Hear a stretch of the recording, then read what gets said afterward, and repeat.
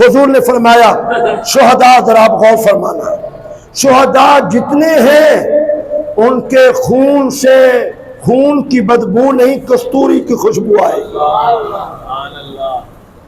دنیا کے ہر آدمی کو نہلا کر کفن دیا جاتا ہے، شہید کو کیا ہے اسی خون کے ساتھ بغیر غسل کے کیا ہے دفنا دیا جاتا ہے، اور قیامت کے دن شہید کے خون سے کستوری کی خوشبو آ رہی ہے۔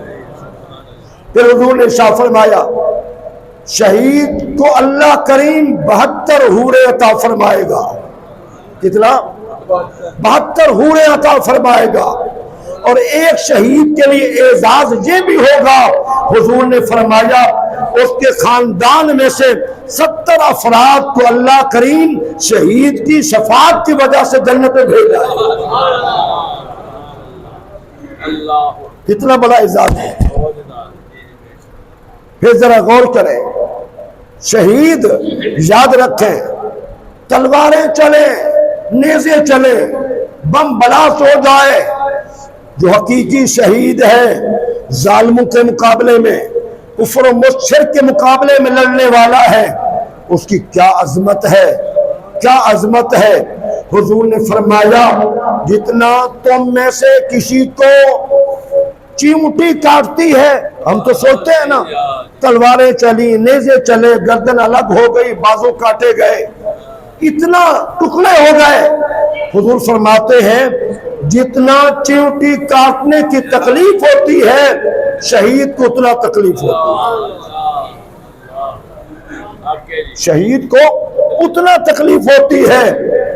شہید دنیا میں جاتے ہوئے اپنی ساری آخرت دیکھ جاتا ہے، اور پھر کیا ہے مسلمان جنت میں جاتا ہے، نیک ہے تو کھڑکی کھول دی جاتی ہے، جنت کی کھڑکی، رہتا اپنی قبر میں ہے، اور شہید کا وجود یہاں قبر میں ہوتا ہے، اور اس کی روح حضور نے فرمایا بڑے اعزاز کی بات ہے، اللہ کریم اس کی روح کو سب پرندے کے جسم میں ڈال دیتا ہے، اور اللہ کا جہاں عرش ہے ساتوں جنتوں کے اوپر، آسمانوں کے اوپر، جنتوں کے اوپر اللہ کا عرش سب سے اوپر ہے، اور اللہ کے عرش کے نیچے جو چھت کے نیچے ہے وہاں سونے کی قندیلیں لٹکی ہوئی ہے، جس طرح یہ بلب ٹھیک ہے نا یہ پنکھے لٹکے ہوئے ہیں، سونے کی قندیلیں، اور ادھر بندہ شہید ہوتا ہے سیدھی اس کی روح وہاں چلی جاتی ہے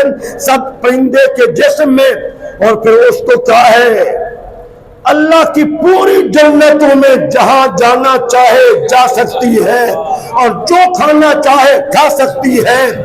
جنت میں جانے کے بعد شہید کی روح آزاد ہے، شہید کی روح کیا ہے آزاد ہے۔ اب شہید کی زندگی، لوگ تو کہتے ہیں دوسرے مسلک والے بس مر گیا، سوشل میڈیا پہ بھر مار ہے ان گھٹیا مزاج مولویوں کی، نبی بھی مر گئے، رسول مر گئے، صالحین مر گئے، شہداء ختم ہو گئے، سب ختم ہو گئے معاذ اللہ۔ تو یہ عقیدہ غوث سے ان کا ہے، ہمارا عقیدہ نہیں ہے۔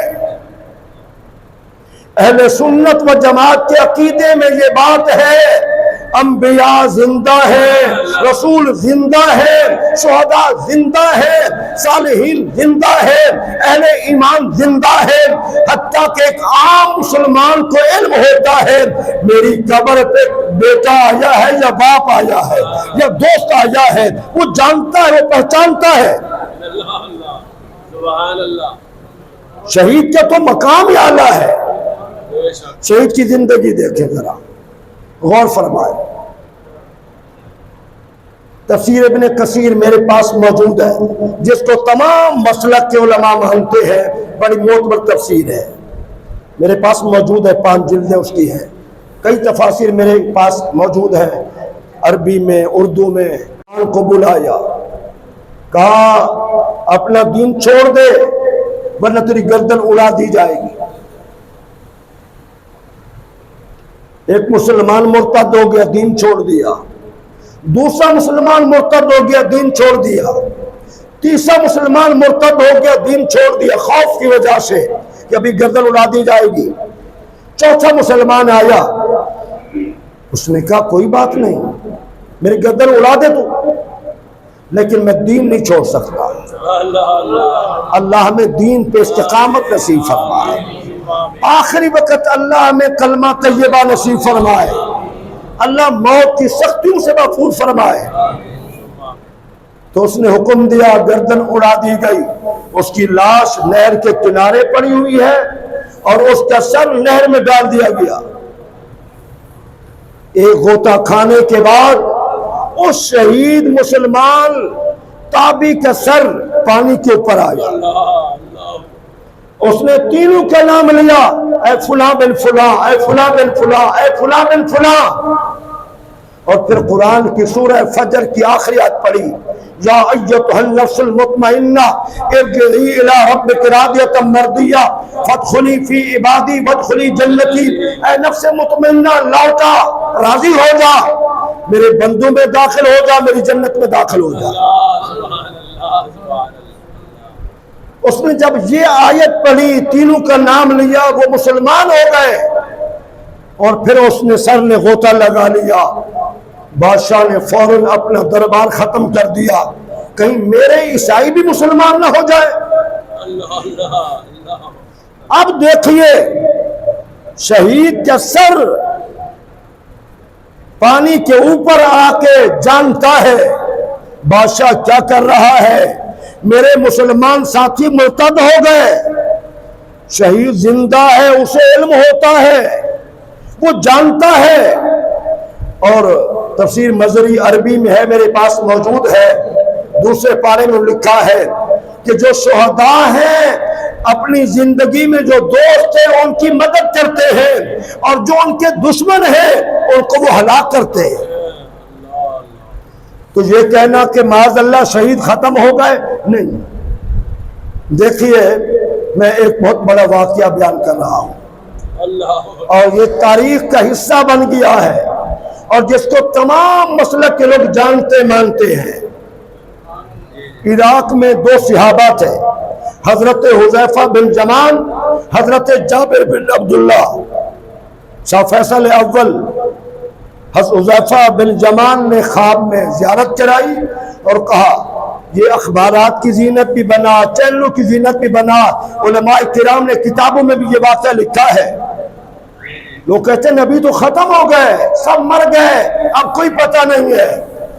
ایسے ظالم بھی لوگ ہیں، اگر چونڈی کاٹو تو پھر بھی کوئی پتہ نہیں، معاذ اللہ، ایسے لوگ بھی ہیں، معاذ اللہ سے معاذ اللہ۔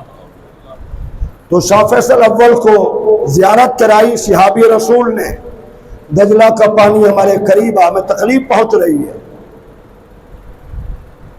شاہ فیصل نے خواب دیکھا، دن میں مصروف ہو گیا، دوبارہ پھر خواب میں، دوسری رات پھر خواب میں آئے، بادشاہ کا توجہ نہ دی۔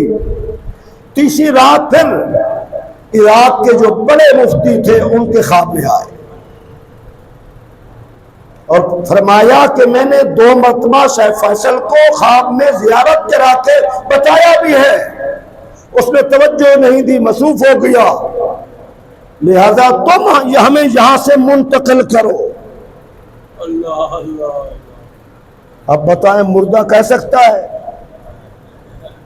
مردے کو پتا ہوتا ہے کیا ہو رہا ہے، مردے کو پتا ہوتا ہے کہ سب سے بڑی طاقت بادشاہ کس بادشاہ کی ہے، اسے کوئی پتہ نہیں ہوتا۔ تو پہلے چونکہ سب سے زیادہ پورے عرب کنٹری میں طاقت ان کے پاس، تو پھر مفتی صاحب نے رابطہ مصروف ہیں۔ حج کرنے کے بعد 20 ذی الحج کا دن مقرر ہوا، حجاج کرام بھی واپس کر آئے، دنیا سے لاکھوں لوگ وہاں پہنچے، گورے بھی پہنچے۔ دیکھیں کیا یہ حقیقت ہے؟ 1300 سال سے اوپر جن کو عرصہ ہو گیا ہے، کیا اب بھی زندہ ہے، صحیح سلامت ہے؟ 1300 سال سے اوپر عرصہ گزر چکا ہے، تو لاکھوں لوگوں کی موجودگی میں 2 صحابہ کرام یہ شان ہے خدمت گاروں کی، سردار کا عالم کیا ہوگا۔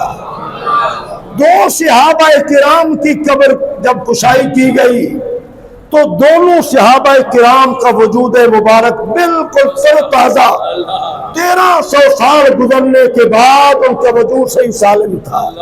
نعرہ تکبیر، نعرہ رسالت، تاجدار ختم نبوت، عظمت و شان اہل بیت اطہار، صحابہ کرام۔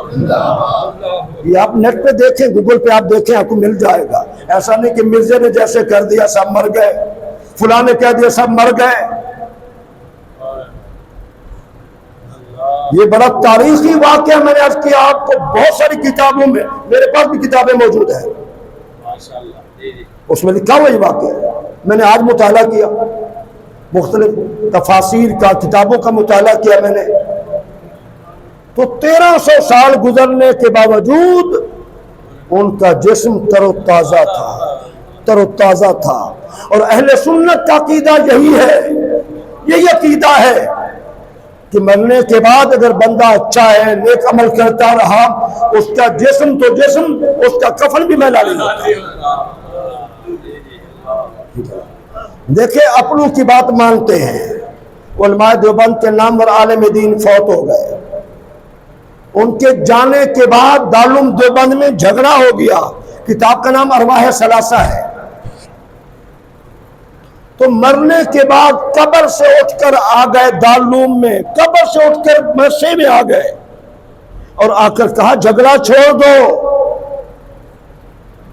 اور وہی لوگ ہیں، نبی مر گئے، رسول مر گئے، سب مر گئے۔ کرامات اہل حدیث میں وہاں بھی اہل حدیث، انہوں نے واقعہ لکھا ہے کہ ایک آدمی فوت ہو گیا، نیک آدمی تھا، وہاں بھی تھا، اہل حدیث تھا۔ اب کیا ہے، بیٹا روزانہ قبر پہ جاتا تھا، بیٹے نے جانا چھوڑ دیا۔ آج امت کو یہی کیا جا رہا ہے نا، قبروں سے دور کر دو، وہ مر گئے ہیں، ختم ہو گئے ہیں، کیا فائدہ ہے جانے کا، کچھ بھی نہیں ہے، کوئی زندہ نہیں ہے، سب مردہ ہے۔ اب یہ اہل حدیث لکھے، کتاب کا نام کرامات اہل حدیث۔ چلو اب کیا ہوا، بیٹا آتا رہا، پھر اس نے آنا چھوڑ دیا، تو باپ خواب میں آئے، بیٹا تجھے کیا ہوا، میری قبر پہ آنا چھوڑ دیا ہے؟ بیٹے نے کہا ابا جی تمہیں پتا ہے میں آتا ہوں۔ ہاں بیٹا، تو جس راستے سے آتا ہے اور جس راستے سے واپس جاتا ہے مجھے پتا ہے۔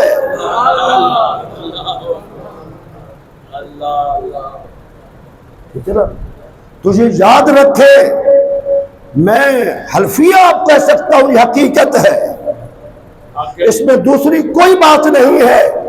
آپ ماں باپ کی قبر پہ جاتے ہیں، یقین سے جائیں، آپ کے ماں باپ کو خوشی ہوتی ہے، اور آپ کے ماں باپ کو علم ہوتا ہے، وہ آپ کے جانے سے خوش ہوتے ہیں، اور آپ کی دعا سے ان کو سکون ملتا ہے۔ تو آپ ذرا غور کریں، پوری دنیا نے دیکھا، یہ واقعہ پوری دنیا میں دکھایا گیا، اخبارات کی زینت بنا، چینلوں کی زینت بنا، کئی لوگ مسلمان ہوئے کہ 13 صدیاں گزرنے کے بعد بھی قبروں میں لوگ زندہ ہیں، اور ان کو علم بھی ہے، اور وہ خواب میں رہنمائی بھی کر سکتے ہیں۔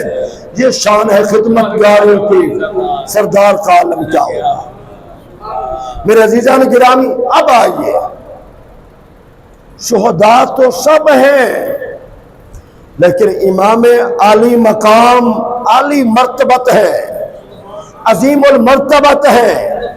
تمام شہداء کی شہادتیں ہونے کے بعد اطلاع ملی ہے، ان کی شہرت بعد میں ہوئی ہے، اور امام عالی مقام کی شہادت کی خبر پورے صحابہ کرام میں مشہور ہو گئی تھی۔